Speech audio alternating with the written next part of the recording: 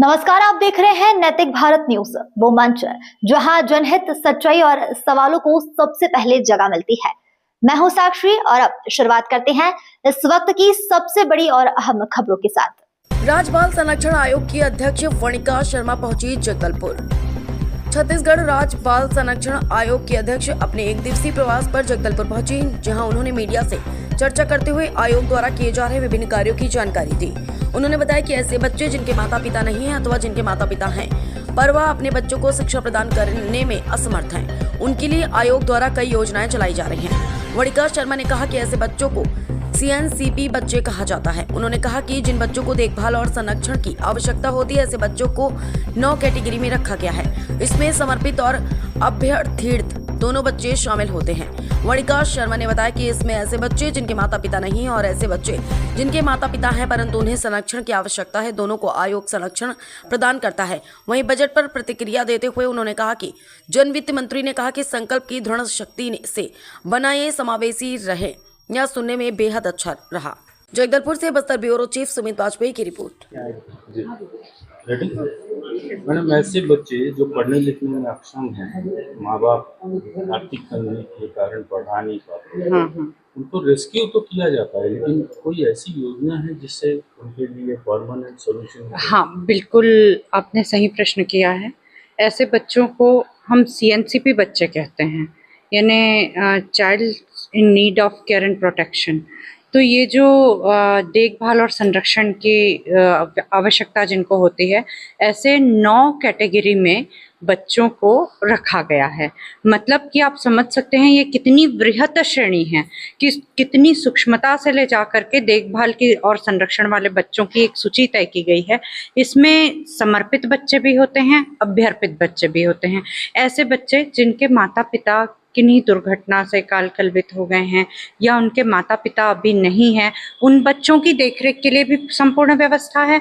और ऐसे बच्चे जो माता या पिता के होते हुए भी जिनको संरक्षण की व्यवस्था आवश्यकता है, तो उनके लिए भी संरक्षण की संपूर्ण व्यवस्थाएं उपलब्ध हैं। सरकार की ओर से समस्त योजनाएं हैं उनके लिए।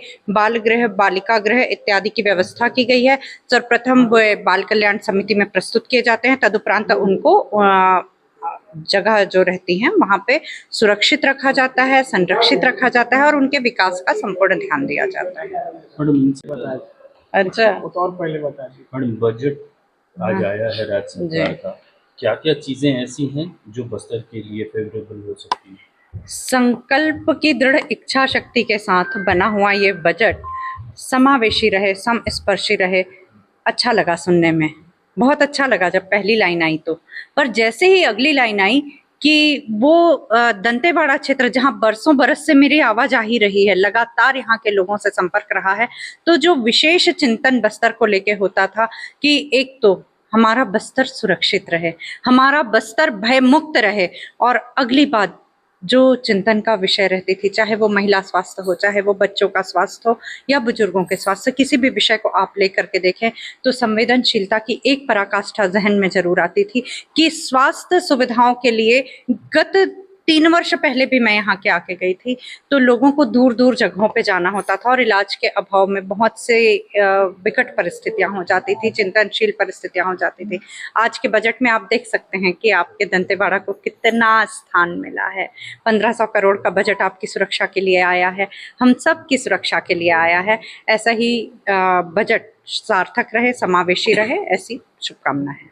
नक्सलियों ने मार दिया, अभी गायत्री परिवार वालों के पास हैं वो लोग, जी, उनके लिए भी क्या कोई योजना बना? बिल्कुल बिल्कुल, उन बच्चों के लिए भी मैंने जैसे अभी बताया, तो बच्चों की जो देखभाल के लिए जिनको देखभाल की आवश्यकता है, संरक्षण की आवश्यकता है, इन सभी बच्चों के लिए सुचारू रूप से अन्य संस्थाएं भी रखी गई हैं जहां पे बच्चे अपने न केवल जीवन जीने के अधिकार को प्राप्त कर सके, बल्कि उनकी सुरक्षा की भी समुचित व्यवस्था की गई है, विकास की भी समुचित व्यवस्था की गई है। और ये भी तय किया जा रहा है आने वाले दिनों में, जैसे आप विभिन्न योजनाओं में देख रहे हैं हमारे यशस्वी मुख्यमंत्री जी के कार्यकाल में, कि उनकी सहभागिता के लिए भी विभिन्न प्रकार की योजनाएं लाई जा रही है।